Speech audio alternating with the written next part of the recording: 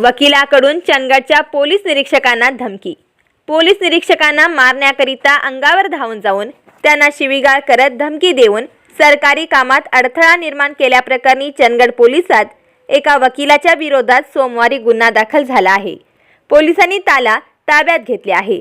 या प्रकरणी ॲडव्होकेट संतोष मळवीकर यांच्यावर गुन्हा दाखल झाला आहे।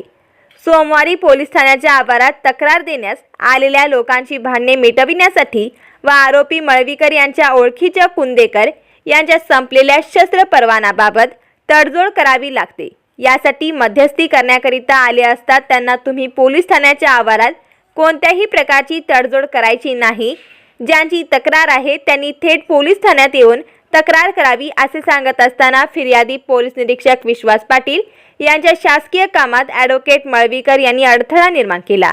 तसेच आरोपीने फिर्यादी पोलीस निरीक्षक पाटील यांच्यावर अरेरावी करत एकेरी भाषा वापरून त्यांना मारण्याकरिता अंगावर धावून जाऊन शिवीगाळ करून धमकी दिली।